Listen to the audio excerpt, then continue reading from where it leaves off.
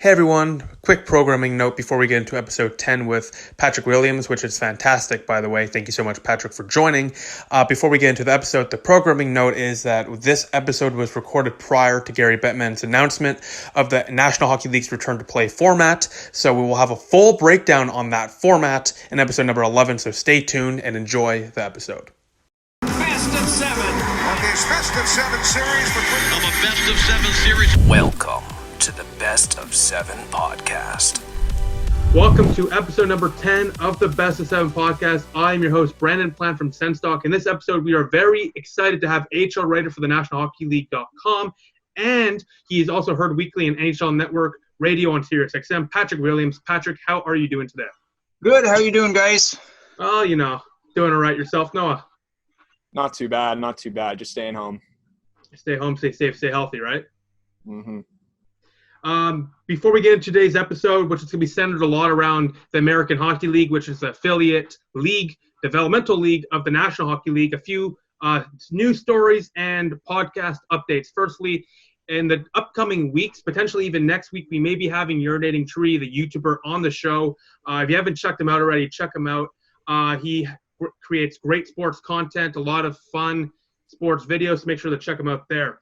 Speaking of sports, the National Hockey League and the National Hockey League PA authorized further negotiations on a 24-team return-to-play format, which sees teams like the Blue Jackets, the Rangers, the Habs, the Blackhawks making the playoffs. In this format, the top seeds in each conference have a bye week, and that has caused concerns over rustiness. Patrick, what are your thoughts about this overall playoff format in the National Hockey League? I mean, for me, I'm of the mindset I'll take what I can get. In this situation, beggars can't be choosers. We've all gone without hockey now for almost 2.5 months. Yeah. It's hard to believe we're already almost into June. So at this point, if they get on the ice, I'll be happy. And I'm not going to quibble about whether it was 24 teams, 20 teams, 16, buy it or play in or anything like that. Just, I'm always of the mindset, just show up, whatever the format is, and settle it on the ice. And, that's hockey, right? So, I think haggling over the details, given everything that's going on, I think is probably not the best use of everybody's time, attention, energy, and everything of that nature. So that's kind of where I sit on that. What I would say about this format is there's a couple of things. I understand the reason for the 24-team playoff format.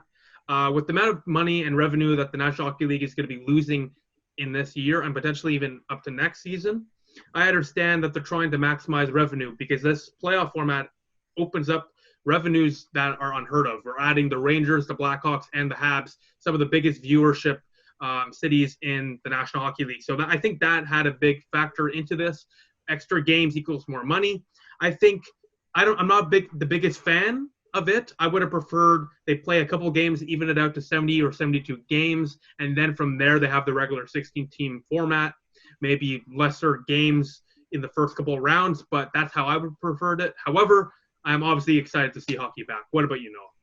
I sort of have a mixed opinion with both of you guys, where I would have liked also to not have the 24 teams, just because the teams like Montreal and Chicago, they aren't necessarily playoff teams, and they most likely weren't going to get in. And you can't just expect that 2015 Ottawa Senators miracle run is just going to happen. It's for me, I didn't like it. But that being said, Patrick really has the right point here, which is you take what you can get, playoff hockey. Yeah. I disagree, but I'm obviously not going to boycott the NHL or anything. And we'll see what Montreal and Chicago, there's teams that haven't really been in the playoffs recently, like Vancouver and Arizona, Florida as well, where those fans have been really ready for the playoffs, especially Arizona the past few years. Yes. And so it's going to be interesting to see how that goes. I think there's a couple of factors into this I wanted to bring up. Firstly, will this affect fantasy hockey? I know a lot of people here are probably fantasy sport players, and myself included. I'm currently in the championship week. I've been like that for the last 3 months. I'd really like to know if I'm going to be able to win or lose that championship as well. There's a couple other questions, such as the round-robin games. There's a best of 5 for the round robin, and will this create rustiness for the teams in the bye week. You take a look at the fact that you got the Habs playing the Penguins, for example, in the round robin or like the first round of this format. But then you have a team like Tampa Bay, and Alex Killorn mentioned this. They're concerned over rustiness. So, Patrick, I was wondering what you think about that and how they're going to try to create a more fair atmosphere or more fair playing ground for these teams. I don't think they can. I think the circumstances are such that you're playing in a neutral site. You don't have any of the home ice advantage. Nobody's played in over 2 months. And at that point, I mean, if they're talking a July-ish sometime start, I mean, everybody's rusty at that point.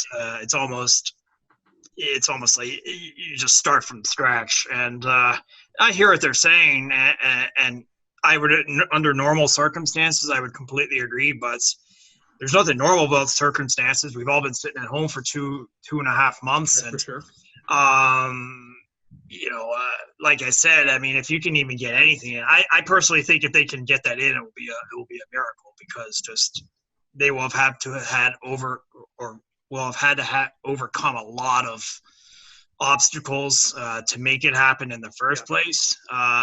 You start going through the logistics of trying to put on something like this, given all the health concerns and just players association concerns and league concerns and television concerns. I mean, right down the list. The fact that they can even possibly do this, I think would be pretty remarkable. Right. So, I can't get too worried about circumstance. I mean, that's hockey. Things always happen in hockey.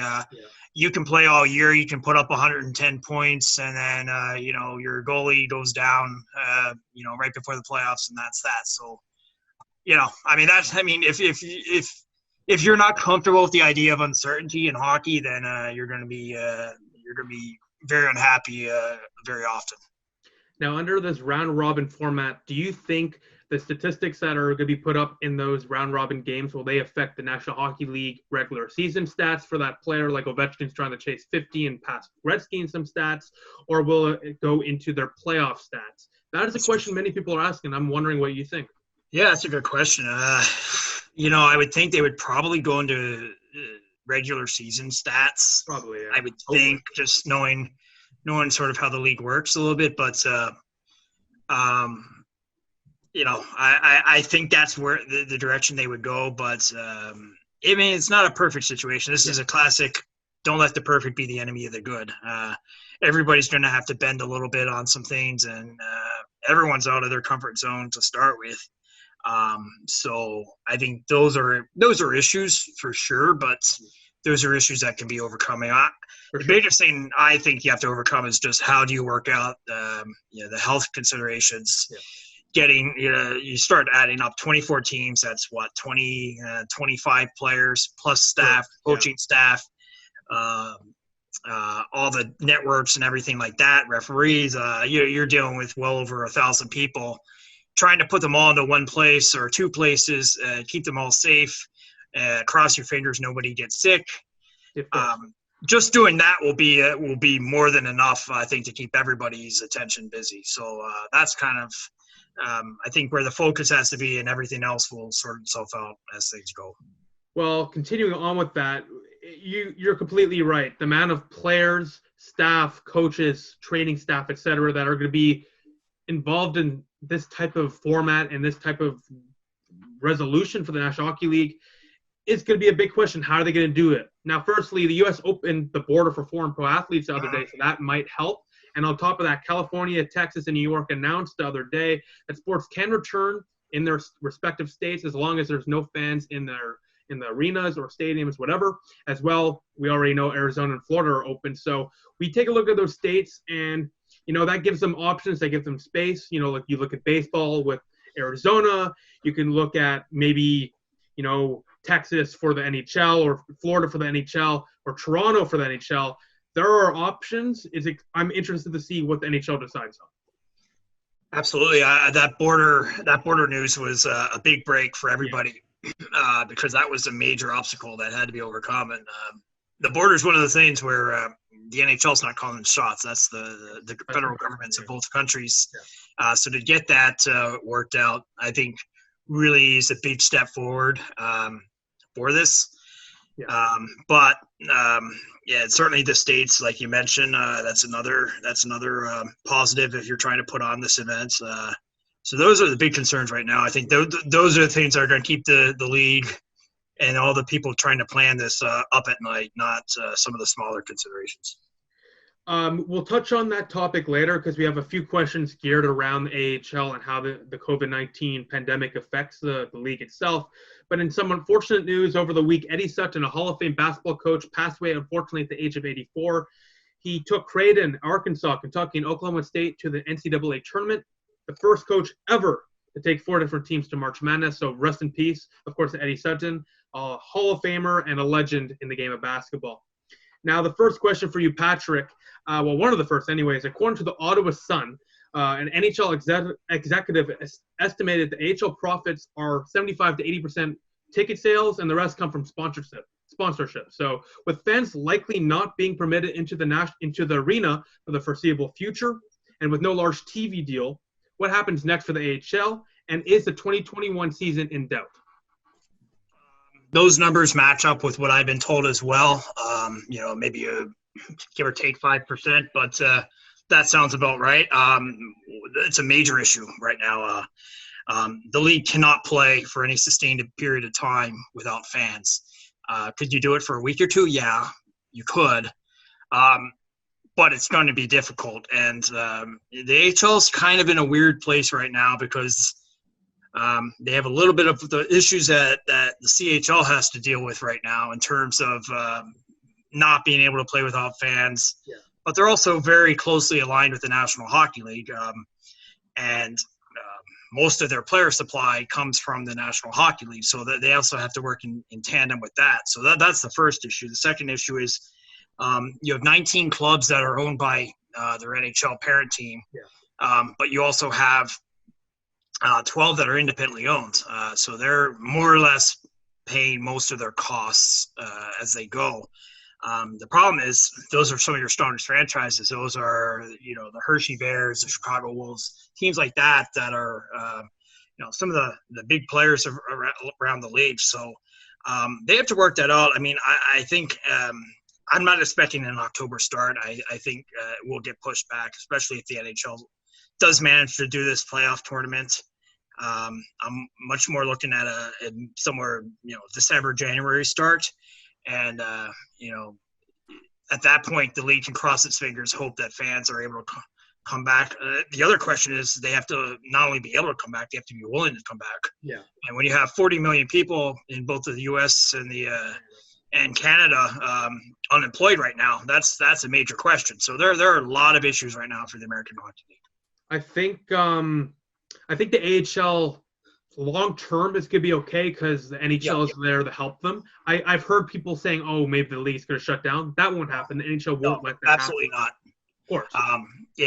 The league is such a vital part of the whole hockey ecosystem, and you need a place to develop prospects. I mean, you'll always have some sort of development league. So that's not an issue. The issue is just getting through this with as little damage as possible. I think the point where you brought up the unemployment and the upcoming recession or even depression that we're going into economically will have a huge effect on these teams in this minor league, because a lot of these teams are situated in smaller communities where they don't have as much money to spend on entertainment when they have to put food on the table for their families. A lot of these small communities have small businesses, and a lot of them are unfortunately are going to be shutting down due to the lockdown measures and, of course, the loss of business, right? So that's another aspect that I'm glad you touched up on, because, maybe one day we'll be able to bring fans back, but will they come back? Now, to add on to that question, do you see the 2021 season not going on at all in the AHL? Do you see that not happening? Only if this situation health-wise completely goes off track and we have a really big resurgence like in the fall, and it's even worse than it is right now. If that happens, then I think all bets are off. But if things more or less go as they think they should go, if I had to put money down, I'd say what you're probably looking at is a January start, all 31 teams. Obviously, a lesser schedule, maybe 48 games, somewhere in that range. They'll probably have to condense the playoff format a little bit at the other end of things, and then hopefully get through there. And frankly, the league would be, I think most teams would be okay with that, because some of the best attendance comes in the second half anyway. Once they get rid of the NFL competition and everything like that, a lot of teams would actually come out of that reasonably unscathed. So I think if I was Dave Andrews, if I'm running the league, that's really sort of the soft target that I'd be aiming for, hoping for. And, and if you get something better than that, great. But that's would be the most realistic target, I think. Well, speaking of the AHL and the teams and how it affects the league, let's talk about this season and what we saw this season. So the AHL saw teams such as Milwaukee, Belleville, which, by the way, I'm wearing my Belleville jersey. Beautiful arena there in Belleville. Yes. Providence, Hershey, Iowa. All these teams had great regular seasons, and they were poised to make good runs at the league championship, the Calder Cup. Patrick, in your opinion, who is the front runner to win that trophy? I'll go with Milwaukee, but there was a fair amount of competition. Milwaukee was extremely well-rounded. Their goaltending, 1-2 punch, Connor Ingram, good young prospect, Trey Grosnick, kind of the wily veteran type, well-coached. But, your Belleville Sens very much would have been in the mix. For sure. I think maybe the biggest challenge for them would have just been that Eastern Conference. That field would have been tough. Providence, highly underrated club, just a team built for playoff hockey, very stingy defensively, great special teams. But, I think Belleville had every bit of chance to come out of that group, especially when you factor in with Ottawa not playing, they would have had everybody back. And I think if you're a Belleville fan, if you're an Ottawa fan, the most exciting thing about that whole club there is just how much of that bus was driven by the young prospects. This wasn't a team where it was your old veteran guys doing much, most of the lifting. It was Drake Batherson, your Formentons, your Logan Browns, right down the list, obviously, Josh Norris, right down the list. And they played a fun, up-tempo game, and it would have been great to see those guys get that experience. We saw last season with Charlotte, how many of those guys went through that 2-month grind and came out better for it. Your Martin H's, your Jake Beans, guys that both ended up in Carolina or went elsewhere and got an opportunity. So, either way, there's nothing bad that's going to come from that playoff experience. Certainly Belleville, Hershey, Providence, maybe Hartford in that group.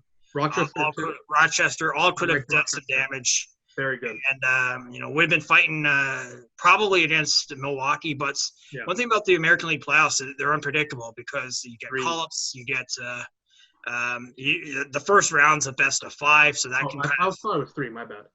Yeah, that can kind of throw some things off.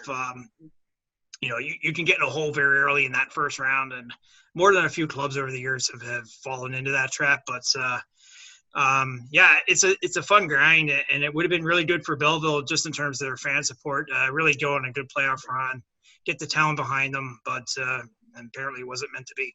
Certainly a missed opportunity. Definitely a missed opportunity. Absolutely. So thinking them back to next season now, was there a team that you think that regardless of the shortened season, what's going to happen with that, who do you think could be a breakout team that people don't really think about next year? Ooh, that's a good one. I'll go with the Binghamton Devils. They were very impressive. Former BSEN. They were terrible the first 2 months, and nothing went right for them. And sort of a classic situation where the parent team's problems become their problems. And then the second half of the year, they were as good as anybody really in the league, and started doing it with the kids. It wasn't, again, a lot like Belleville. It wasn't the older guys doing a lot of the contributing. So I'll go with Binghamton. They were really impressed me, and especially with all the upheaval right now, the New Jersey really, entire organization. It's a situation where I think guys playing for jobs they make a very dangerous AHL club, and they could have potentially been Belleville's first round opponent. And I think that would have been a really cool series. Just two teams that really know how to.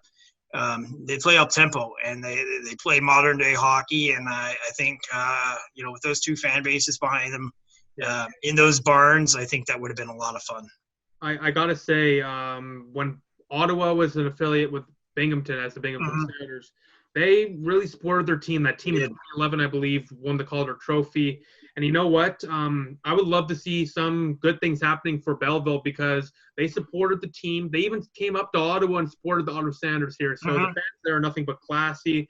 And you know what? I'd love to see Binghamton do well. Not over the Belleville Sounders, but I'd love to see Binghamton and their fans do something well. The next question, Noah came up with this question. I thought it was a really interesting one. You've had a very storied career reporting and meeting many people in the NHL, AHL, etc. So I was wondering whether it's a coach, player, management, executive, whatever, what's the most memorable story or moment of your career? I interviewed Wayne Gretzky. That was pretty cool. He was the Arizona coach at the time. That was like one of those, even in the moment, you don't really believe it's happening, and you're trying to kind of stay cool. But yeah, that was pretty wild. I got to meet, I did a one-on-one with Doug Gilmour. It was the season that he was with the Marlies, and he was in kind of a player development role there, and had a 15-minute one-on-one, and that was pretty neat. So those were two real memorable ones. The third one definitely was I was in Winnipeg at the time, and it was when the day that NHL returned to Winnipeg, and it was. The whole scene was, everybody's waiting, and Gary Bettman and his entourage walked in, and up until that point, everyone was still wondering a little bit, is this going to really happen? And then when he walked through the doors, and he did it in a very dramatic fashion. That was a really cool event. So those are kind of the ones that I really recall. Teemu Selanne, when he came back to Winnipeg with Anaheim that first year, that was pretty wild. I mean, you really saw, he had that rock star vibe where he just walked in and just knew how to capture a room. So, yeah, some pretty cool moments over the years that were never expected, to happen. I mean, I was happy just to get an NHL job, let alone, doing some one-on-ones with these guys. So it was pretty neat for sure. What I'll say is we're not Doug Gilmour fans here. We respect him. We don't like him. However, Teemu Selanne and the great one, Wayne Gretzky, that is a hell of a portfolio to have. So congratulations to you. That is phenomenal. Thank you. So back sort of to the Ottawa Senators and their sort of organization. There have actually been a lot of criticisms of Logan Brown by SENS fans, by whether it's in Ottawa or Belleville, how, there's a lot of expectations on the guy. He was a 11th overall pick, I think, in 2016, and he hasn't necessarily panned out. When he has been in the NHL, it hasn't really been all that exciting, and he does okay in the AHL from what we've seen, but you expect a first-round pick, 11th overall, to be in the NHL at this point. What is your thoughts on how Logan Brown has developed as a player? Well, I think with Logan Brown, you got to first factor in he had all those injury issues early on in his career, really even before he ever got going in Belleville. So that's the first issue. Second issue is I've seen this time and time again. Players, they develop at very different paces. Some guys come in and it's almost like a Batherson type. They immediately figure things out right from the start and are able to make it happen. And they're not going to be there for very long. He's actually been in Belleville in the American League a little longer than I thought he would. Yeah. Ottawa's a little bit of a strange situation right now in general. So, but I've learned never to write players off. Sometimes it's just a matter of figuring out. I do think sometimes people underestimate the jump to the American League. From the CHL, it's a big one. It's not one step. It's more like two steps for a lot of players. And it takes some time to figure it out.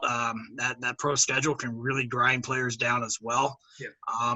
And all the little things that they got away with in junior, and you hear this phrase all the time from coaches, is we have to coach the junior out of him. Especially with defensemen, but even with forwards, they tend to cheat a lot because just they can get away with it in the OHL or wherever they're coming from. AHL, it doesn't happen. You're playing against guys who are pros, guys who played in the NHL a fair amount. And you see that with goalies too. I mean, look at Connor Ingram. He was moved for a 7th rounder this past summer. Now he comes in and is top goalie in the league. So I would say I understand why Ottawa fans are concerned about Logan Brown. I would also say with Troy Mann there being the head coach, he's a real stickler. He's going to focus on the smallest of small details, and that can sometimes hold players back in the short term, but be best for their long-term growth. I would say just be patient. Sometimes it takes players time to figure it out. And eventually that switch does go on and they turn it on. Now, not to say that he will make it, but I don't think the book's written on him quite yet. I think just with the injury concerns and just the amount of injuries that Logan Brown has had, that's really pushed him back. Yeah. And with the 2 picks Ottawa likely has in the top 5 to 6 overall in the upcoming draft, Logan Brown, I think, is going to have a big camp in the upcoming season, whenever that is. Agreed. Because he might get pushed even further down the depth chart, and that's not what you want. You got Josh Norris, in my opinion, already ahead of him. You don't want to have a couple other guys ahead of him. You don't want to be the 3rd, 4th guy. So it's now or never, in my opinion, for Logan Brown. I do think he's an AHLer, but I think he needs to show something. You know what I mean? Yeah, I do. That competition can be good. I saw it in Winnipeg. Sometimes that gives the guys, kick in the butt they need. You come in as I don't want to say the case specifically Logan Brown, but guys come in, they're a 1st round pick. They think the American League is going to be just a short layover, and then it turns out to be a lot more than they thought.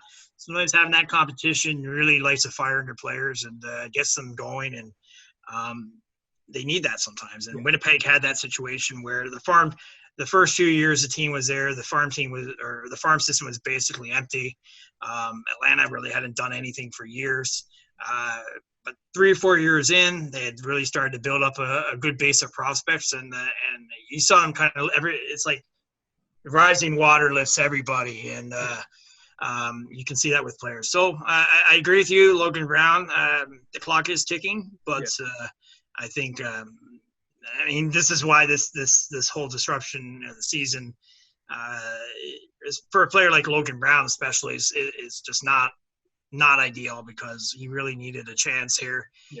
Have a good playoff run, go through that, get some good confidence, and hit the summer and the off season kind of at his peak. But the situation is what it is. So talking to a few coaches this past few weeks, one of them made the point that this is an opportunity now. You don't get this amount of time typically to really train and work on some things that you wouldn't normally do. And obviously training isn't quite what it is normally given the gym situation.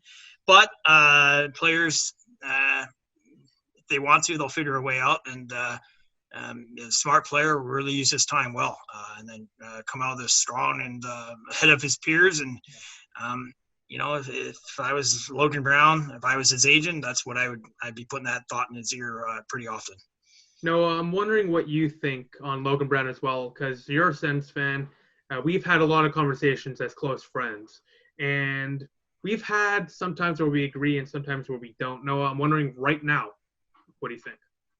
I think that next season's going to be the most important in Logan Brown's career if he can really, even in a shortened season, if he can really show that he can not only compete but excel at the AHL level. For me, that's a vote of confidence, and I would love to then see him called up to the NHL. But the way it was looking, stuff from his agent, there was stuff like, "Oh, I want to be in the NHL," but in the Sens' defense, he hadn't really done all that much. So for me, I want to see some production in the AHL, and next season is going to be the most important for that for me.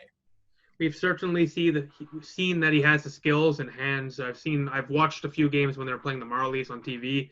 The guy really has some good hands, beautiful passes, a couple of nice goals, but we just need to see it all come together.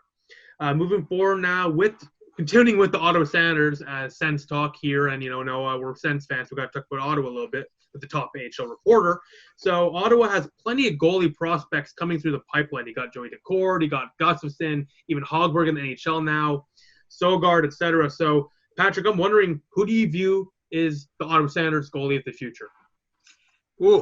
I really liked what I saw from Decord coming in here. As a young guy, first year, he had 3 years of college hockey. So some good training time there. See him come in there and handle that adjustment. I mean, the AHL can be a rough adjustment for goalies. And so, in some cases, Belleville defensively was a little bit loose at times. So to see him handle that, I thought was really encouraging. I'd be really optimistic if I'm an Ottawa fan. I think most of all that I like is just that there's competition there. I mentioned that earlier. I like having Gustafsson. I like having Hodberg. I like having Decord. They're all there, and they all have to push each other. And if they're not, then you're going to fall behind. And it's interesting. Like Gustafsson a couple of years ago when he came over from Pittsburgh, in the deal, he was kind of really viewed as a top guy, and he's obviously had some ups and downs in the American League. Hogberger's had his moments where he's looked promising. Other times, you start to wonder about him a little bit. Decord's really the first guy, though, that I can say it's looked pretty smooth for him. There hasn't been any major hiccups so far. Now, I'd like to see him maybe be the real kind of top number one guy in Belleville next year. See what he can do there in a full season, where that's his net on a pretty regular basis. But I think all things considered, the Ottawa goaltending pipeline is there's some options in there. I think that's what's most encouraging if you are the Sens and if you're a Sens fan, because competition just breeds everybody having to get better or they fall behind. I think it just speaks volumes to how much depth is in the position for Ottawa. We didn't mention Sogard or Mandalise, who's the QMJHL goalie of the year. And these guys are phenomenal prospects. We didn't even mention them. And on top of that, Hogberg is probably going to be the NHL guy with Nelson for a few years. And now you got Decord, who had an advantage, in my opinion, coming out of Arizona State, where he played against players that are not as skilled as the AHL, but have the body of an AHL player. They're like pro. They're older. It's not like the QMJHL, right? So this guy had a little bit more experience. But yeah, I agree. I mentioned it before. We had Brandon Mackey on the show a few episodes ago. I think Decord has leapfrogged Gustafsson in the goalie depth pipeline. But I'm excited to see next year, if there's a season or whenever the season is, how that plays out. What about you, Noah? Yeah, there's two things I want to sort of touch on before we get into our next question. Sorry. Firstly, about Decord. I'm thankful that, like you said, Patrick, he hasn't had that many hiccups, and I think his biggest hiccup was actually in his first NHL game against Buffalo. The game was like 9-2 or something. That was atrocious, but thankfully that is his hiccup, and so it just shows how much Decord has improved. And like you said, Brandon, he leapfrogged Gustafsson. And then another point about Hogberg is that a lot of Sens fans, I feel like a lot of Sens fans were thinking like Hogberg was sort of coming to the end of his time, and then he just had an extra bit of gas in the tank to really boost the confidence of the management of the Ottawa Senators, and he just vaulted his way into an NHL roster spot. And so I think that you never know, maybe Gustafsson makes that kind of move, but I like both of you have said, I like the competition. I like seeing what happens when Decord and Gustafsson and Sogard and Mandalise, they all have to fight to be the Sens goalie of the future. I'm curious to see who comes out of it. I just wanted to say about Gustafsson, his first year in the AHL was very rough, a below 900 save percentage. But whatever was this year, January, he was the goalie of the month. He had some bright spots, a little inconsistent, but Noah and I, we always talk about this, and Patrick, I'm sure you agree, that NHL goalies or goalie prospects or just goalies in general, They can take 1 year to develop. They can take 6 to 7. Look at Craig Anderson, how late in his career he blossomed. So goalies are so unpredictable, and this is just our opinion, remember. We don't know how this is going to play out. No, that's a great point. I mean, Craig Anderson, he took a long time, right? I mean, he's one of those guys, if you had told me at the time that he was going to be a kind of guy that would play, 10, 15 years in the NHL, have a pretty solid career for himself, I would have been pretty skeptical at the time. So goalies are weird that way. A lot depends on the team in front of them. A lot depends on how they're managed. So I've learned that, again, like a lot with other position players, that just can't necessarily apply one player's situation to the next. And but like you said, I mean, with Gustafsson, there's been some encouraging moments where you're like, I think I understand what they saw in him when they made that deal to bring him in. He was part of that return from Pittsburgh. You see what they saw in him, and now the question is, can he do it on a more consistent basis, Right. And really dominate at the American League level? And then at that point, that's when you start really circling an NHL position a little bit more seriously. It'll be for sure something to watch in the next couple of years. So for next year, Ottawa is going to have a large youth movement sort of thing where a lot of these younger prospects are going to be getting NHL roster spots. Do you still see Belleville as being one of those top AHL teams next season, even where guys like Batherson and Formanton and even Logan Brown might get an NHL roster spot, and Josh Norris as well? How do you see that the Belleville Senators are going to do next year? It depends. Yeah, it depends if Ottawa decides that, okay, we're going really with the youth, and we're going to put them in Ottawa, sink or swim situation. Then that could really deplete Belleville quite a bit. If they decide to maybe go for some 1 year stopgap veteran guys, at least for a few spots, maybe then that pushes at least a couple players back to Belleville, and if that's the case, then it should be a pretty solid club. Belleville's always going to have a little bit of a challenge, in some ways a lot like Ottawa does at the NHL level, where it's just they're not able to throw around a ton of money to acquire some more experienced AHL talent, the way that's some other clubs can. I mean, especially now with there's so many different markets in the league with some big money now. You have Vegas Golden Knights coming into the American League, and they have some real money behind them, and they're going to be able to throw some money around to bring in top AHL free agents that can really push a team. Belleville doesn't have that kind of money to throw around, so that's a challenge for them. But provided they get at least a little bit of that talent from this year to return in Belleville, I think they should at least be a real contender, for a playoff spot, and then from there. The other question, I think, is Troy Mann. Depending on what his situation turns out to be. He's a top-tier coach.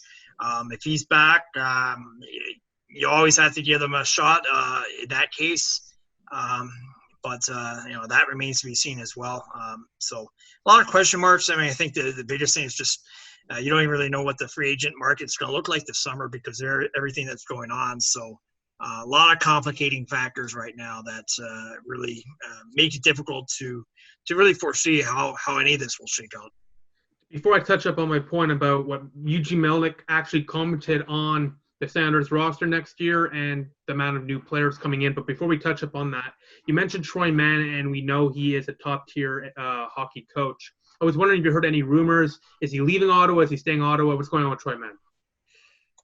Troy Mann is he's a guy that he wants an NHL job bad. So it all depends on where he thinks his best pathway is. I had spoken to him earlier in the year, and it's an interesting thing as a coach. Your concern is all your players, but you always have your own career concerns as well, and that gets overshadowed a little bit sometimes. You're sort of looking out for everybody else's interests and forgetting about your own. So, I think he'll get a lot of attention after the year he had in Belleville. Yeah. Depending on how I think really how things go with some teams if they actually do play this playoff format.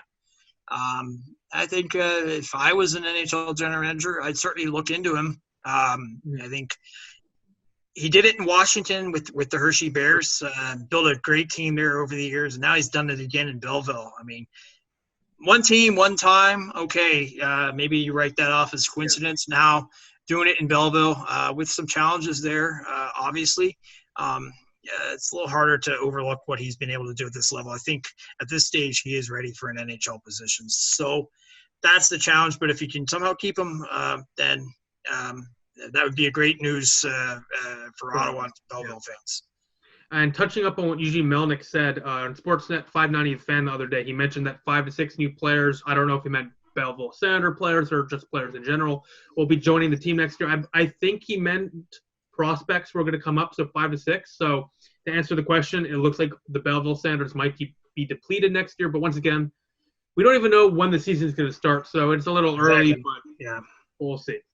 Moving forward now, there is a trio in Belleville of forwards that SENS fans this year really, really are getting excited about. You got Josh Norris, who had a breakout year. Drake Batherson, who's looking like an elite player and a for sure top 6 talent. And Alex Formenton, who has the speed, maybe is the fastest player or one of the fastest players in an affiliate in the AHL or maybe even in the NHL. So you got Josh Norris, Drake Batherson, Alex Formenton. Now there are some NHL Senator fans that have not seen them live. So can you tell us about each of them what they should expect from Norris, Batherson, and Alex Formenton? Norris, a guy that will shoot. I mean, I was really impressed by how quickly he adjusted as a rookie. It's interesting how, he played 2 years at Michigan. He was obviously a big part of the return for Erik Karlsson.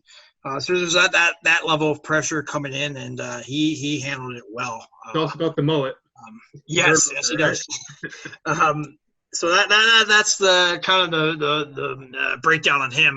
Batherson, I've been impressed with Batherson since last year, in the sense that last year he came back from Ottawa. He had been called up for a bit, and he went through a real dry spell in Belleville, about 9 games, I think, without a point. For a player like him, that's obviously not customary in any way, and he persevered through it.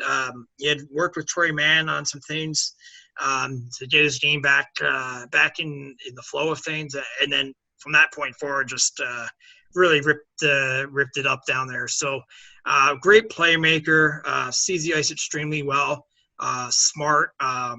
So you can sort of see why all that group works well together at different points. And then Formenton, like you said, the speed. I mean, remarkable speed. Unbelievable. Elite, certainly elite for the AHL and elite, really even among the NHL. Yeah.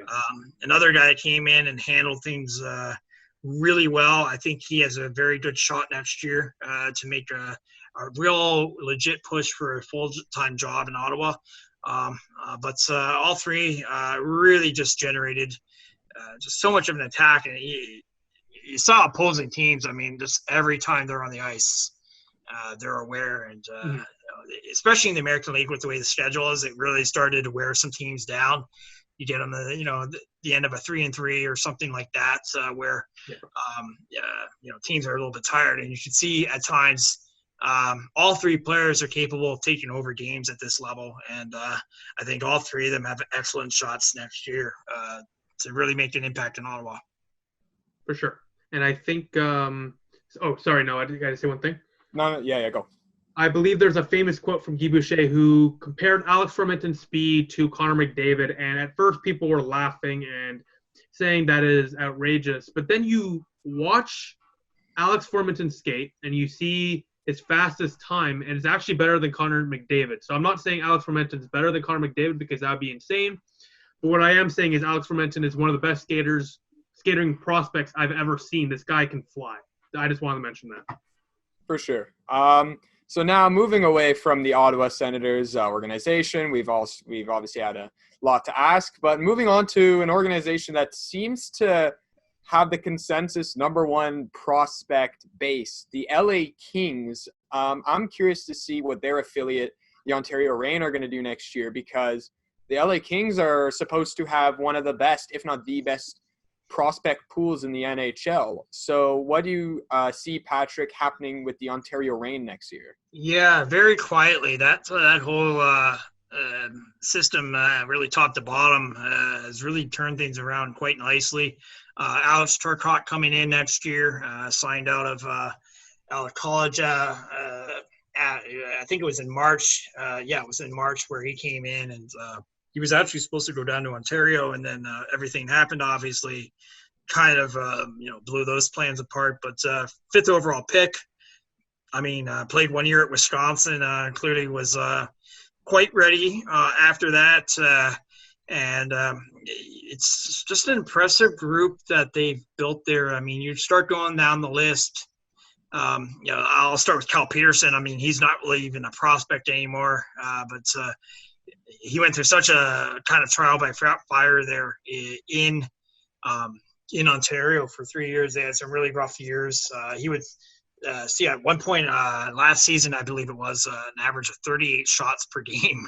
I mean, there were nights where he was just completely almost on his own. And so his numbers didn't always look great, but he looked really solid. You just go through the list. I mean, not necessarily guys that get a ton of fanfare. I think being in LA, a little bit overlooked at times, but Gabe Vilardi, I mean, really neat story how he's persevered. Another guy was a first-round pick, 11th overall a couple years back, some serious back issues at a very young age. He managed to come through them reasonably well, all things considered. Got himself back in the lineup, missed a remarkable number of games in the past 2 years. Came in and really had a solid finish in Ontario, got himself called up to LA in February, and fit in really nicely up there. So Cale Clade, obviously a good young puck-moving defenseman. Yet another top prospect. He was a second-rounder a couple years back. Went through some injury issues at the end of last season, came back, had a really nice second pro season. So you just start going down the list. Sean Dursey was there. Tobias Brownfoot, he was in the mix. Rasmus Kupari. They have a number of just young guys, and at times these guys look their age. Kupari was he was 19 as a pro coming into the AHL. That's a tough task, and at times he struggled with that, but other times he certainly looked encouraging. So just some real encouraging young prospects there. Mike Struthers is the head coach there, really good with young guys. He'll be hard on them at times, but those players, when they're done with him, they tend to be very, very well-rounded players, and they've worked out a lot of the different issues that young players have at that age. Carl Grunstrom is another guy, a Marlies prospect from a couple years ago. Actually went over in the Jake Muzzin trade last season. Had a pretty nice season on Ontario. A little bit of time in LA. So a lot like Ottawa, what I like about them is they just have some depth at different positions. They're not too top heavy at any one position. A lot of real positive signs there, and I think LA has really invested pretty heavily in their farm system in the last number of years. They actually practice out of the same practice rink as the NHL club. Oh, really? So there's a lot of one-on-one teaching and instruction that they get with guys that played in the NHL for years, Glenn Murray and Jared Stoll, players like that.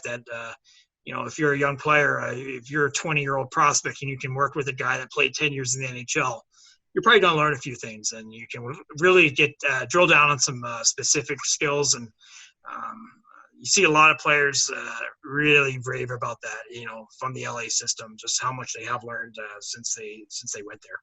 seeing Cal Peterson in the National Hockey League in the last year, he impressed. I liked him. He's not too flashy, but he can be flashy at times. Once again, like we said earlier, goalies are very difficult to predict, but I do like what I see from him. But I just wanted to mention, I think we wouldn't do justice having the top AHL reporter on the show, Patrick Williams, yourself. And we talked about the 3 teams that are worse than NHL. We got the Ottawa Senators, we got the Los Angeles Kings, but how about the Detroit Red Wings with the first overall pick? So Grand Rapids Griffins, what happens with them next year, just really briefly? Yeah, they've Grand Rapids has really been taking a really key role with what they have there. Moritz Seider was 6th overall pick. They actually had back-to-back 6th overall picks in Grand Rapids this year. So Moritz Seider, 18-year-old defenseman coming in, trying to handle everything that comes with that. That's obviously encouraging, the way that he handled everything. Philip Zadina, he was a rookie last year, and he came back again this year. They've always had good mates. Joe Hickett's a guy that can swing back and forth, up and back to Detroit. Joe Villano had his ups and downs, but 19 years old, so you have to give him time. Yeah. Michael Rasmussen came back to the AHL after really a full season in the NHL, so that's always a kind of an upside-down way of doing things. Evgeny Svechnikov, who a couple years ago looked really on track, blew out his knee. He's had to bounce back at times. You wonder about him. He's only 22 years old, though, so there's a lot of talent there. They have some definite rebuilding to do, obviously, but there are some pieces in Grand Rapids right now. When we speak about the AHL, we talk about a lot of prospects, right? But some of the prospects we don't talk about are the coaches. Now, I'm wondering, we've seen a lot of great coaches come out of the AHL. We've seen, like, Mike Sullivan, for example. We've seen many other examples of great coaches coming out of the best kind of developmental league in hockey. So, Patrick, I'm asking you, who is the next great coach to come out of the AHL, and or to rephrase it, who is the best prospect in coaching in that AHL? I'll go with Pascal Vincent in Manitoba. Huge part of that farm system for the past 4 years. Winnipeg obviously is heavily invested in player development. He's very hands-on. Great mix of kind of very demanding, but he's also very patient with his players. 5 years of NHL experience as an assistant coach. Head coaching experience in the Quebec League. At this point, I think he's pretty ready. I think there's not much left for him to do at this level. He's had really strong teams in the American League. He's had some bad teams. Through it all, he's been able to really manage the ups and downs that come with that. If you need him to win, he can win. You need him to develop, he does that. He can kind of do everything you ask him to do. So he's my pick as next real top guy to come out. I think he's more than ready at this point. Now, just one follow-up question on coaches, because this is a very rare topic that many people focus on, because coaching is crucial to get your team somewhere, right? That is crucial, okay? And not enough people, in my opinion, talk about coaches. So I'm wondering, have you heard anything about any coaches, head coaches in the AHL, potentially making the jump to the NHL? Have you heard anything? Not for the last couple of months. Everything is pretty much frozen at the moment. I think once everything starts to get settled a little bit with what the NHL is doing or not doing, then you'll start to see some real movement. Every year, you tend to see 5-6 guys shuffle around at some point, either NHL assistant jobs, sometimes promotion. There's a number of real top-tier prospects in this league right now. Troy Mann, we talked about. Rocky Thompson. I don't want to forget him. Joel Bouchard has had some success. A good mix of old school, new school guys. If you're an NHL general manager, depending on what your team needs or what you want, you have a very good selection of young guys. Ryan Warsofsky, youngest coach in the league, took a team that won the cup last year, but pretty much was an all-new club. They were last place first 2 months of the year, and he turned them around, had them in a playoff spot when everything was stopped in March. Good young, excellent detail-oriented coach. There's not too many guys I looked in this league and think, that team, the coaching's a liability. The coaching depth in this league is really as strong as it's ever been. I'm excited to see where guys like Pascal Vincent go, and because there's a lot of openings that are going to come up in the NHL this year, and I'm excited to see what happens with all the youngish. It's weird to call coaching prospects young, but all the coaching prospects, where they will end up. Now, sorry. Back to the NHL playoff format that we have going on, the 24 team. That is just controversial to say the least. We have it. It's going to happen now. Yeah. What are your predictions for who are going to be in the finals from the Eastern and the Western Conference? Ooh, wow, that's a tough one. Simply because of the format is just, you're not able to really go on past precedent right now, and playoffs are unpredictable as they are. Never mind after players have sat out for 3 months and are now playing in this different formats. I'll go with Boston in the East. I liked what I saw from them all year. They really impressed me at different points.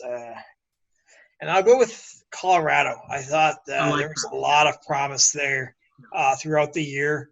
And I think that they're a team that's, they have some youth on their side. I could see them coming back from this break, really hitting their stride quickly and getting on a good flow. So I'll go a Boston-Colorado final. What I'll say about Colorado is they were elite with Rantanen out, with other big players like Landeskog, their captain, out. Yeah, those guys have had plenty of time. They're healthy now by the end of mid to late July when the season's supposed to, or the format's supposed to resume. So Colorado is a team that a lot of people are sleeping on based on their position right now. But watch out, because Colorado, when healthy, in my opinion, could be the best team in the league. They got the goalie, they got the coach, they got the management, they got the money, and they got the forwards and defensemen. They're just so well-rounded with talent and speed. They're perfectly built for this new NHL. And yeah, they really are. They're your modern-day team. Yeah. And not to mention with Colorado, they had to deal with the injury and then return and then the injury again of Philip Grubauer. And Pavel Francouz has been phenomenal when he's been playing in net. It makes you wonder, right? Are they going to have a 1-1A situation? Because he really did impress when Grubauer was out. But then when Grubauer came back, he wasn't too bad either. So I'd be curious to see what happens there. But Colorado's a really good pick. And Boston, they never leave. They're just chugging along. Same guys. It's the same top guys. The Bergeron, the Pasternak, Marchand, Tuukka Rask, they're all still there. And it shows they've been a resilient club for the past few years, ever since it was in 2016, I think, when Ottawa beat them in the last game of the regular season and kicked them out of the playoffs. And ever since then, since 2017, they've been in the playoffs. They've been dangerous in the playoffs. And I'm curious to see how good Boston does this year. I remember watching Pavel Francouz in the Olympics, and I think for Czech Republic, I believe, yes. And he was phenomenal. And I remember I was calling on teams. I was asking for Ottawa because at the time Anderson was getting older. Hammond wasn't looking good after 2016. And I was looking for a goalie, a youngish goalie, mid-20s, which is young for a goalie. And Pavel Francouz, I think, is a steal for Colorado. I completely agree with you. I think it's going to be a 1A, 1B situation with Grubauer as a starter. But I don't think Pavel Francouz is just a backup. I think he's definitely good enough to be a 40-game starter in this league. That's just my opinion, but that's what I think. And last point about Pavel Francouz, I just want to point out that he catches the wrong way, so you got to support those goalies. That's true. Just like Cal Peterson, right? Little Tim Tebow action, right? Exactly. Moving on with the final question before we get to the fan questions.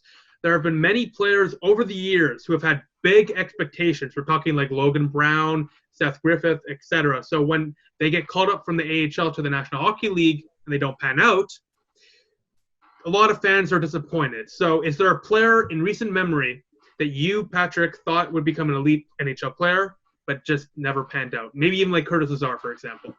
Yeah, Curtis Lazar is a very good suggestion. Everything about him, both from obviously his performance and he had size. He was a guy that even at 18 he was NHL size ready. Great attitude. I mean, all the things you'd want. Like if you're checking down the boxes of the scouting report, he would check those boxes, and it just never panned out. And it's a real classic case of a guy. I don't think he was managed necessarily great. A young player needs to be playing a lot. He wasn't being played a lot.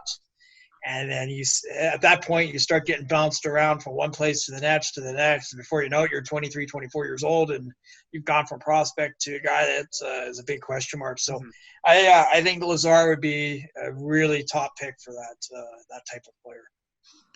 I agree. I think the Ottawa Senators, was it Dave Cameron or Paul McLean? I think it was Dave Cameron at the time. Or was it Paul McLean? I don't know. I'm going to go with Dave Cameron too.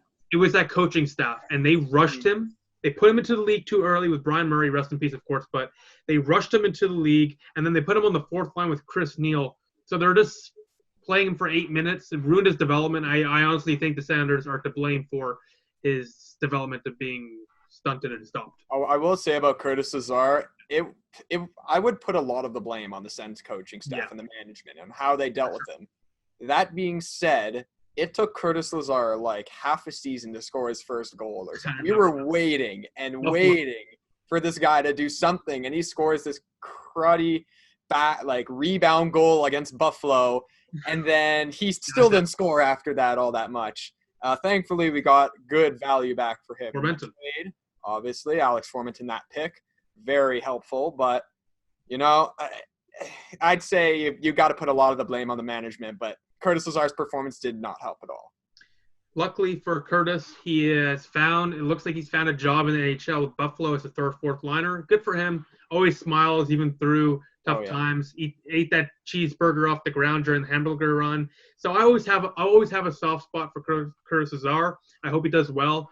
But yeah, it's just unfortunate that it didn't pan out, Yeah. First question from the fans, from Ari Katchen, a big Calgary Flames fan. He asked, how would you rate the Calgary Flames AHL and prospect system amongst the rest of the NHL? He also specifically asks what you think Dustin Wolf's potential is, and this is a 7th-round goalie prospect who I love as well. So, Patrick, what do you think? I was really impressed with what they had in Stockton this year. It was a great bounce-back year to start with. Glenn Gaudin, a guy who was drafted by St. Louis, never actually signed there, ripped it up in the WHL, but lots of guys do that and never translate it to the NHL or even to the AHL for that matter. Gaudin just came right in there and handled things. Really impressed by him. Matthew Phillips, another young guy that really impressed me. He's small. He's listed, I think, 5'7", 150, and that may be an exaggeration. But he's quick. He's tenacious. He plays more like he's 6 feet rather than 5'6"-ish. Way plays over his head in terms of protecting the puck. Had an excellent season. Had a broken kneecap mid-year. Came back pretty soon. He was supposed to, I think, be out for 3 months. He came back in about 6 weeks. Really impressive how he did that. He's a guy, I think, he reminds me a little of Andrew Mangiapane a couple years ago, a guy who came in, 6th-round pick, no fanfare whatsoever, and just, through his own performance, made a spot for himself. First at the American League. Mangiapane has obviously done that up there, and I think Phillips can follow in that footstep as well because, he's a guy that's, even in the new NHL, quote unquote, where size is not the same factor was when you're 5'6", 5'7", it's really hard to get a shot. And he's managed to make it happen. He's overcome injury. And he's the kind of guy I think that's I'd love to see him on an NHL roster. I think especially you put him with the right kind of player, he really could unlock a lot of potential for him. Yeah, the how Mangiapane came to the NHL and he scored a hat trick this year, I think so, or last year. That was a very good story, and he sort of came out of nowhere, and it was good to see because I remember, I think he was on the Barrie Colts of the OHL, if I'm not mistaken. I remember seeing him in his days there when he played the Ottawa 67s, and it just feels like just a couple years ago, and you coming out of nowhere, here's Andrew Mangiapane scoring a hat trick for the Flames. So it's good to see how Stockton and Calgary have been developing their young players for sure. Now, we got a sort of a question about another NHL prospect pool. A question from Ethan Mackler, who's a big Penguins fan.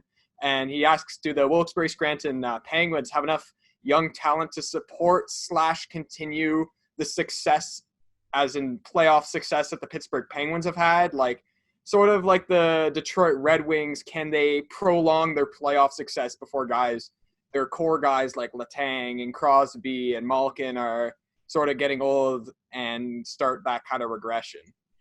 Yeah, it's been a rough couple years there in Wilkes-Barre. For the longest time, they were able to produce guys, third, fourth round picks. Those guys that maybe can go one way or the other, kind of your wild card type draft picks, and they were able to turn them into NHL players. Your Jake Gensels, your Brian Russ, Connor Sheary, guys like that. Certainly goaltending, they produced talent. Tristan Jarry, Matt Murray. All those trades over the years, moving picks out, definitely has weakened the farm system a little bit. There is some talent there. Sam Miletich, I thought, at times showed potential. Anthony Angelo was another one. Jordy Bell-Reeve at times. I thought looked like he had something there, but they're in a little bit now of a restocking stage. That's, inevitably the bill comes due. When you're moving players out as much as Wilkes-Barre, or I should say Pittsburgh has over the years, eventually you're going to pay the price a little bit at the farm system level. So it's a little thin there right now. There were some guys that didn't quite pan out, I thought, that they were hoping might. Ola Palve was one. Nick Almari was one. So it's a little bit of a mixed bag there right now. But, I think they have excellent coach there, Mike Vellucci. He was coach of the year. 2018-19 with Charlotte. They picked him up. He's excellent coach for their young prospects. And I think eventually they'll be able to restock that farm system. But it may take a couple years. I was wondering what you think is going to happen with Casey DeSmith, Tristan Jarry, and Matt Murray. There's 2 goalie positions in the NHL, and there's 3 goalies who are NHL caliber goalies. Patrick, what happens there? Well, it's like Casey DeSmith, I think, will eventually get moved out. He's 28. He had a solid year in Wilkes-Barre, all things considered, but writing's been on the wall for a little bit for him. For some reason, just had a solid 2018-19 year, but got pushed back. Then Murray and Jarry, both of them are, I think the future there, at least viewed as the future. So DeSmith, I think for him, he probably needs a fresh start somewhere else, and I think he will get one next season. Have you heard of any potential landing spots for Casey DeSmith? Not so far. I think a lot will depend on really how things shake out in this playoff format. If some guys that maybe teams that counted on or expected would be something, and now they end up not meeting that expectation, it could open up a possibility for DeSmith. But there's a lot there to like about him. He showed success in the past at the NHL level. He worked his way up from the ECHL, undrafted player, so guy's pretty resilient. Had success really at all 3 levels now, and I think he just needs to find the right spot. And I could see him fitting in, certainly in a club looking for a solid backup. He would be a really nice fit, I think. And we know there's a few teams like that. I can't name one off the top of my head, but there are teams looking for goalies always, and I'm sure the Penguins will have plenty of callers for a goalie like Casey DeSmith, who showed plenty of potential. Now, speaking of potential, NHL and AHL ready, a question from AJ here asks, how can you tell when an AHL player is NHL ready, especially when they haven't necessarily been in the National Hockey League level of competition before? I look at I look at coach usage. When that guy's out there, the final minute of the game, when his two-way game is at the point where coach trusts him, that tells me a lot. For a lot of players, the offense comes first in the American League, and it's all the other stuff that coaches harp on, that it takes players a longer time to break old habits and establish new habits. So that's sort of that's the telltale sign for me. I mean, coaches will say a lot of things, but actions really sort of they speak loudest for me. And when you see a coach is willing to put a player out there last minute of the game, killing a penalty, when a player is able to do all three zones, play all situations, and still not have it affect his offense, I think for me, then that's where I'm at the stage where he's ready for that jump. Yeah, it's because sometimes fans don't really understand when some guys get called up. I know us in Ottawa, we've seen some weird call-ups, let's just say. For example, no disrespect, but over Batherson, that was kind of weird, you know what I mean? Yeah, but that being said, that obviously, if Batherson wasn't ready at the time, then he wasn't, and you got to bring up a guy who wasn't really as coveted like J.C. Beaudin, but he did have a decent impact in Ottawa. So now our next question here from Ami, it's what do you think of – so he has a specific question about one player. He's asking, what do you think the ceiling of the Vegas 2017 fifth-round pick Lucas Elevins is? Did Vegas find another diamond in the rough? Because he's a fifth-round pick, but he's been tearing it up recently. Yeah, Lucas Elvenis, real solid guy. Came over, played in the Swedish Hockey League 2018-19, and had some success there, but certainly nothing that made you think he would come over and have the kind of success that he did here. He came in 4-point night on opening night with Chicago. Right off the bat, you knew he was making a statement and quickly earned the trust of Rocky Thompson there. Ended up playing on the top six almost right from the get-go. Had a good camp in Vegas, going into the season, and then kept it up. And I think most impressively for me, for a player who never played more than 40 games in a year, really had a strong second half in Chicago. I think he had something like 12 or 14 games with a point, down the stretch, February into March. So really kept it going. And American League schedule, especially for a Western Conference team, to be a grind, especially in the second half. They really backload the schedule. So the games pile up, and for a young player like that to come in and take on that workload for a team that every year has Calder Cup aspirations, really encouraging. I think for him, I think he's a player that will really benefit next year being in Vegas full time, whether it's at the American League level or the NHL level, having their farm club there. They'll be able to work really closely one-on-one and tweak the last little bit of details that he needs in his game. But I think, there's definitely an NHL player there, an excellent find as a fifth-round pick. And that 2017 draft class for Vegas, I mean, pretty impressive so far. I think, we're discussing the ceiling of this one player, and I want to talk about all the players in the AHL. What player to you in the AHL right now has the highest ceiling and the most potential to do great things in the big leagues, the National Hockey League?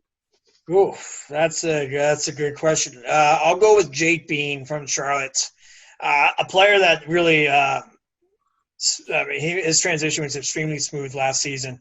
Came in, he maybe needed 5 games to adjust to the American League, and he became one of those guys that playing 25 minutes a night as a rookie, plays all situations, just no panic in his game, which is one of the first things I look for from an American League defenseman, because you see a lot of times, even guys that's highly talented picks, they come in, that panic is in their game for quite a while as a rookie. It never really seemed to enter his game at all.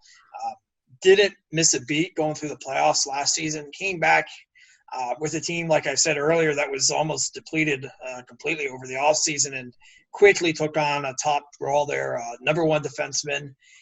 Really carried that team through some difficult times early in the year, and never slowed down. So finished the year number one among points among defensemen.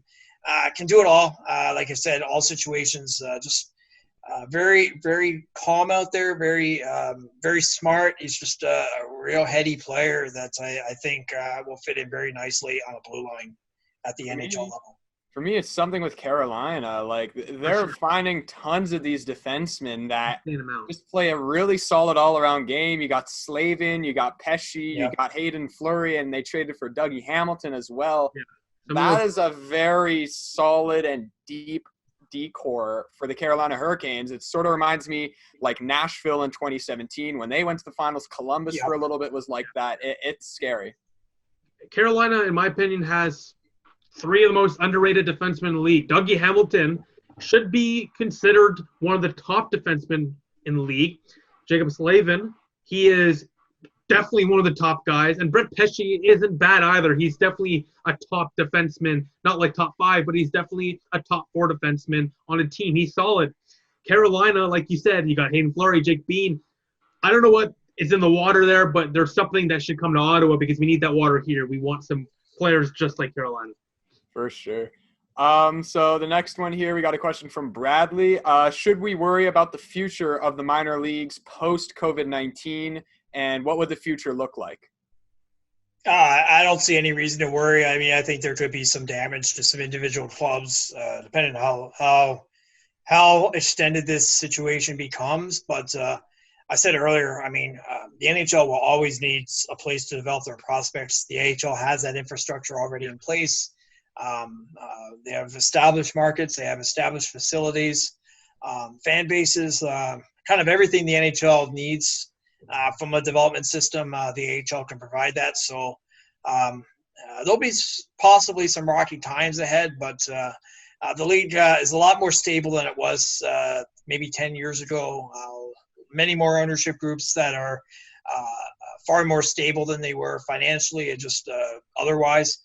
So I think the league is pretty well poised to handle this. I mean, this would be a setback for any league, but I think they are a league that, as Dave Andrews winds his tenure down, one of his biggest achievements will have been just really getting a solid ownership group from one team all through all 31 clubs, where there are not as many question marks. So I think the league will come through it okay. I think it will test them at times, but I think they're well poised for this.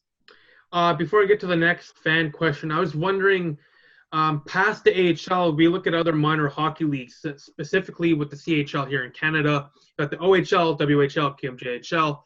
What is going to happen to those teams? Because they don't got the infrastructure like the AHL. They don't got the father or mother like the NHL who can help support them financially.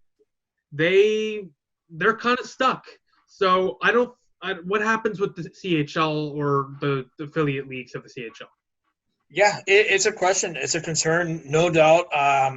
These are leagues, much like the American League, that rely on your middle class, your working class, your families, those kind of, that's the heart of your fan base. It's not a ton of corporate support, like in the NHL. Yeah.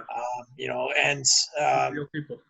Yeah, real people, like kind of, it's a lot of mom and pop type businesses that are your sponsorships. I mean, you look at the boards or the ice, the advertisements there are not for national corporations or more.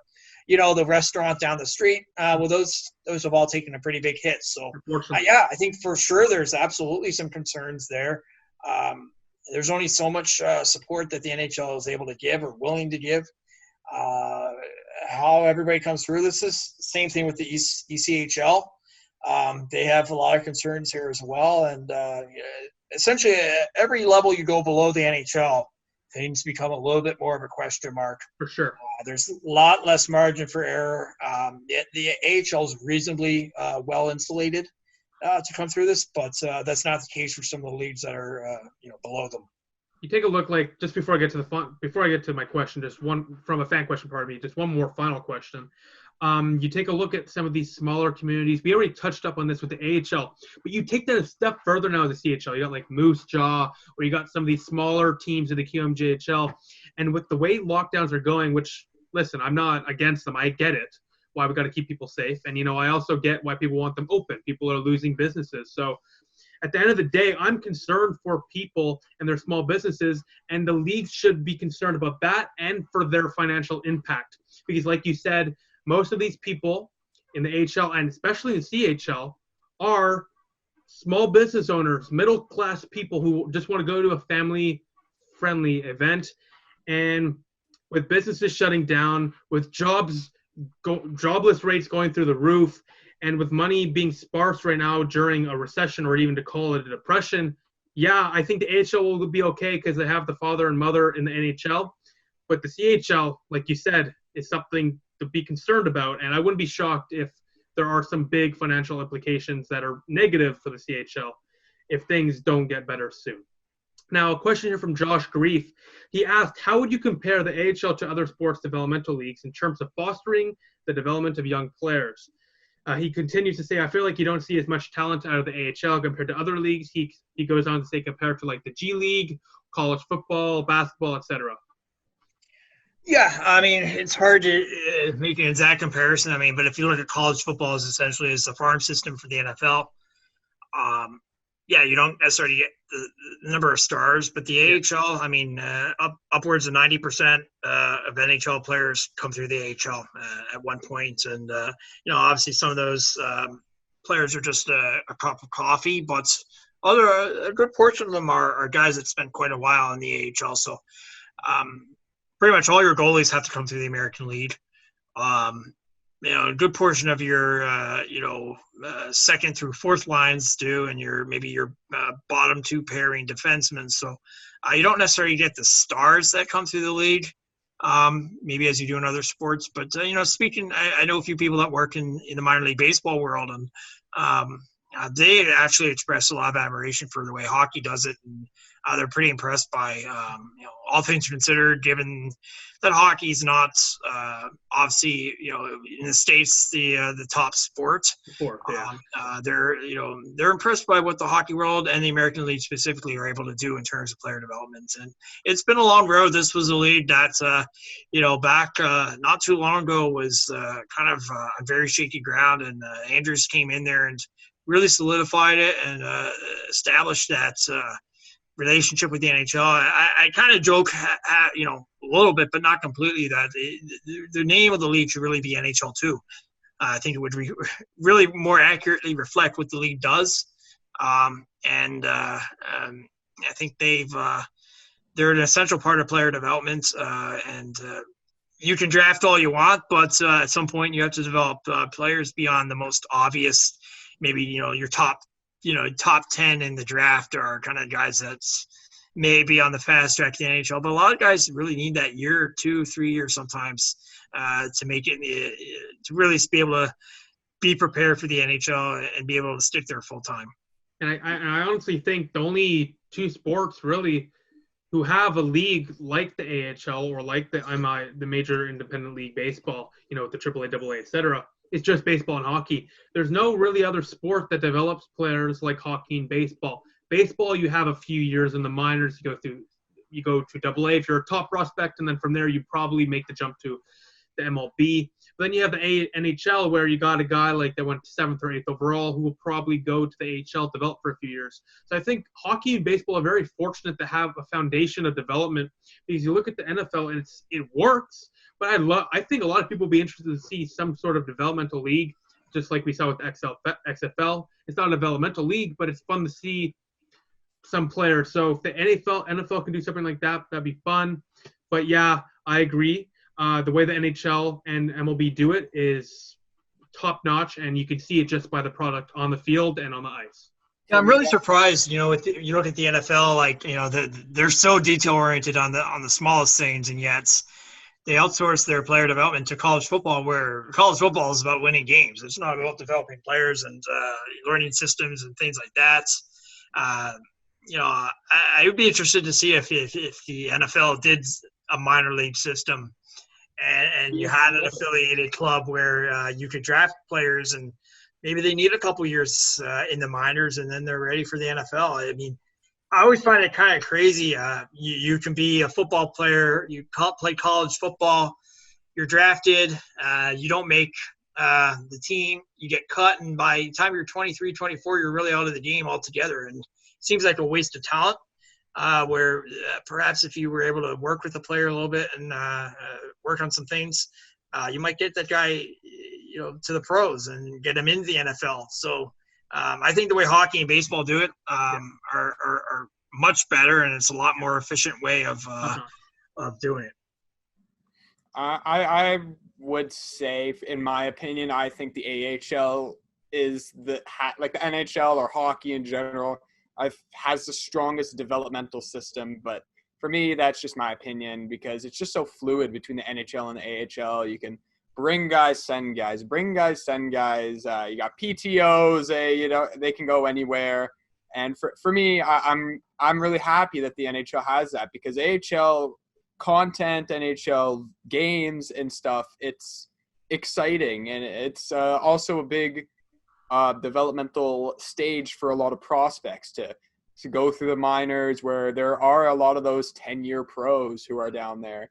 Yeah, for me, it's the AHL, and hockey just has it right. They don't have it right on a lot of things, but I think the AHL and the developmental system is certainly one of them. Now, we have our last question here, also from Josh Grief.